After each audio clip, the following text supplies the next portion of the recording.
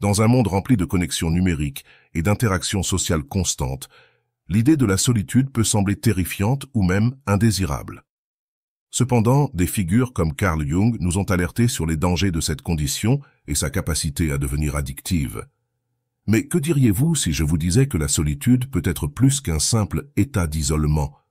Cette vidéo plonge dans les profondeurs de la solitude, explorant ses nuances et révélant pourquoi, dans certains cas, il est préférable d'être seul que de désirer être accompagné.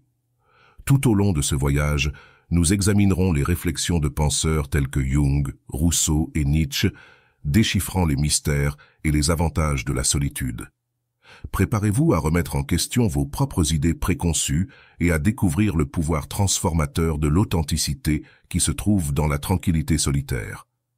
Mais avant de commencer, je vous serais extrêmement reconnaissant si vous appuyez sur le pouce levé, car cela m'aide à faire connaître cette philosophie à plus de personnes. Si vous ne voulez manquer aucune vidéo, abonnez-vous et activez la cloche. Carl Jung a déclaré que la solitude est dangereuse et addictive. Quand vous réalisez la paix qui existe en elle, vous ne voulez plus vous occuper des gens. Souvent, les gens voient les solitaires comme des individus atypiques, des personnes qui, pour une raison ou une autre, ne s'adaptent pas bien aux autres. Ils sont perçus avec des caractéristiques ou des qualités qui ne s'alignent pas avec les normes du groupe. En fait, dans certains cas, cela est vrai, car de nombreuses personnes qui passent la majeure partie de leur temps seules ont des difficultés à s'intégrer aux autres. Dans certains cas, ces personnes peuvent être hostiles envers le monde, quelque chose qui peut provenir d'expériences négatives avec d'autres êtres humains. Le troupeau craint souvent le soi-disant loup solitaire, car cet individu est enveloppé de mystères et peu de gens savent ce qu'il fait. Dans de nombreux cas, être seul a une mauvaise réputation. Après tout, une grande partie de notre bonheur provient du temps passé avec d'autres personnes. Bien que cela soit vrai, les autres peuvent aussi être une source de souffrance significative. Si les expériences d'une personne avec d'autres ont été douloureuses et traumatisantes à plusieurs reprises, il n'est pas surprenant que cet individu préfère la solitude à la compagnie.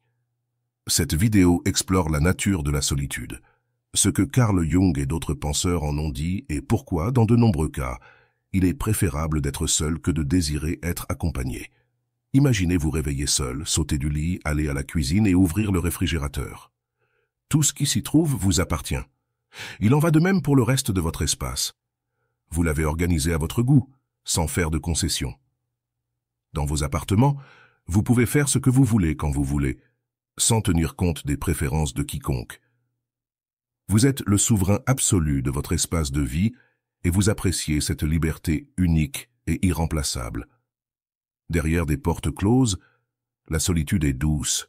C'est le plaisir de ne pas avoir à traiter avec d'autres personnes, des personnes qui, d'un côté, peuvent enrichir nos vies de diverses manières, mais qui, de l'autre, peuvent être des sources significatives de douleur. Soyons honnêtes, dans de nombreux cas, ce n'est pas le travail qui rend les lieux de travail toxiques, mais les personnes qui s'y trouvent. Ce n'est pas l'école elle-même qui rend certains enfants malheureux, mais les mauvais enseignants et les intimidateurs. Les êtres humains ont la capacité de se rendre malheureux les uns les autres, mais aussi d'apporter du plaisir, du confort et du bonheur. L'interaction humaine est, en essence, un échange. Plus nous interagissons, plus nous faisons face aux côtés sombres de nos semblables. Plus nous nous éloignons de l'humanité, moins nous faisons face à la toxicité humaine et au stress de traiter avec des personnes intrusives, ingrates, arrogantes, malhonnêtes, jalouses et grognons. Comme Marco Aurelio le décrivait à propos des personnes difficiles qu'il rencontrait chaque jour, il n'est pas surprenant que le sage décrit dans le livre taoïste Chuang Tzu ait rejeté le poste de gouvernant du royaume, choisissant une vie solitaire dans une cabane au bord de la rivière, où il pêchait et était en paix. Être seul est un plaisir, et lorsque la joie de la solitude nous attrape, elle peut devenir addictive. L'absence de regard critique, la paix et la tranquillité, la liberté. Un homme seul peut être lui-même lorsqu'il est seul. Arthur Schopenhauer a écrit « Si tu n'aimes pas la solitude, tu n'aimeras pas la liberté, car c'est seulement lorsque tu es seul que tu es vraiment libre. » La solitude fournit un espace où vous n'êtes pas limité par les normes sociales, ni par les besoins et désirs des autres. Il n'y a personne à proximité pour vous dire quoi penser ou faire, et vous n'avez pas à faire de concessions pour qui que ce soit. Nous pouvons nous promener, exprimer nos opinions sans les restrictions de ce qui est politiquement correct, et consacrons-nous aux passe-temps les plus étranges, sans que cela n'importe à personne. Clairement, il vaut mieux être seul, profitant de sa propre compagnie et des avantages d'être hors du regard des autres, que de désirer être accompagné tout en souffrant de leur présence. Passer du temps seul a une signification profonde dans diverses traditions religieuses, comme le bouddhisme. En fait, Bouddha a exhorté les gens à s'éloigner de la vie sociale et à considérer la solitude comme la pierre angulaire de l'illumination spirituelle. Carl Jung et de nombreux autres philosophes ont également reconnu la valeur de la solitude. Jan Jaes, le Russe, a admis qu'il aimait la solitude, car elle l'éloignait de l'animosité humaine tout en profitant du sourire de la nature. Un autre penseur qui a exploré la solitude était Henry David Thoreau, qui a écrit un livre sur ses expériences de vie seul dans les bois. Explorons brièvement quelques idées philosophiques sur la solitude. Le Sutra du rhinocéros, un texte bouddhiste, décrit un moine qui marche seul, utilisant la métaphore du rhinocéros, un animal solitaire, pour montrer l'importance de la solitude dans le chemin bouddhiste. Le sutra défend fermement la solitude, suggérant que s'éloigner d'une vie sociale agitée peut nous aider à voir les choses plus clairement et à grandir en tant qu'individu. Selon ce texte ancien, éviter les attachements bénéficie à la vie spirituelle car les relations apportent des attentes sociales, un fardeau lourd. De plus, les plaisirs sensoriels, bien que plaisants au départ, peuvent mener à la souffrance. Les gens peuvent nous épuiser, et le plaisir sensoriel, en général, implique une quête sans fin de satisfaction. Avoir beaucoup d'interactions sociales nous empêche également de faire des choses qui nous bénéficient réellement sur le plan spirituel, comme la méditation, l'autoréflexion et la contemplation d'enseignements profonds. Le rhinocéros, dans ce cas, personnifie la force, la résistance et le détachement, supportant les adversités de la vie avec équanimité. Le sutra du rhinocéros affirme « Ayant abandonné la passion, l'aversion, l'illusion, ayant brisé les chaînes, marche seul comme un rhinocéros ». La désinvolture et la solitude vont de pair. Quand nous sommes seuls, nous pouvons nous distancier du monde bruyant, marqué par la pression de la conformité. À distance, en tant qu'observateurs de l'humanité, nous pouvons voir plus clairement à quoi nous nous conformons. Quand nous sommes immergés dans la société, nous prenons pour acquis beaucoup de ces normes, coutumes, traditions, croyances et valeurs, sans les remettre en question. Cependant, dans la solitude, nous pouvons interroger pourquoi nous suivons ces règles. Les sages taoïstes s'éloignaient souvent du monde, tournant le dos à la société et à sa rigidité, cherchant une forme de vie plus pure et essentielle connue sous le nom de Tao. La solitude était la réponse, car être seul les protégeait des influences externes dont ils cherchaient à se libérer. Le philosophe américain Henry David Thoreau a également fait l'expérience de cette libération de la société en vivant seul à Walden Pond, une expérience qu'il a relatée dans son œuvre Walden. Dans sa solitude, il a découvert le plaisir de se rapprocher de la nature, de la simplicité et de l'autosuffisance. Pense-y, la plupart des gens sont constamment entourés de distractions. Amis, collègues et membres de la famille exigent notre attention chaque jour et même si nous ne sommes pas avec eux en personne, ils restent présents à travers nos téléphones. Tout ce bruit humain nous empêche de nous connecter à la source d'où nous venons et à laquelle nous retournerons finalement. La grande mère nature, une force qui travaille dans le silence et avec constance. La capacité de se déconnecter dans la solitude s'applique également à la perspective de la vie selon le nihilisme. Pour Nietzsche, passer du temps seul n'était pas une question de spiritualité ou de connexion avec la nature. Il le voyait comme une façon de s'éloigner du troupeau humain contaminé par ce qu'il appelait la moralité des esclaves, un système de valeurs qui nous dépouille de notre pouvoir et nous transforme en moutons dociles.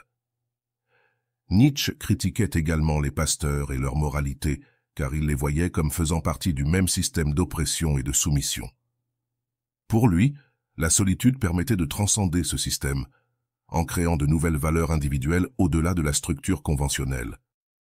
La solitude, alors, nous permet de nous connaître nous-mêmes, d'embrasser notre individualité et de réfléchir à la manière dont nous voulons vivre de façon authentique selon nos propres termes. Ainsi que ce soit en cherchant l'illumination spirituelle, une connexion plus profonde avec la nature. En s'éloignant des valeurs traditionnelles ou en créant un sens individuel, la solitude peut être notre compagne. C'est pourquoi il n'est pas surprenant que de nombreuses personnes aspirent à être seules, trouvant dans cet espace une liberté qu'elles ne parviennent pas à atteindre en compagnie. Alors, nous pourrions nous demander, le désir de solitude signifie-t-il qu'en tant que participants à la vie sociale, nous avons un désir sincère d'être seuls? L'interaction sociale est toujours un échange. Tu donnes un peu, tu reçois un peu, mais parfois tu peux ne pas vouloir donner ce que tu donnes ou recevoir ce que tu reçois. Dans ces cas, l'interaction sociale devient un fardeau, quelque chose qui nous coûte plus que ce que cela nous apporte.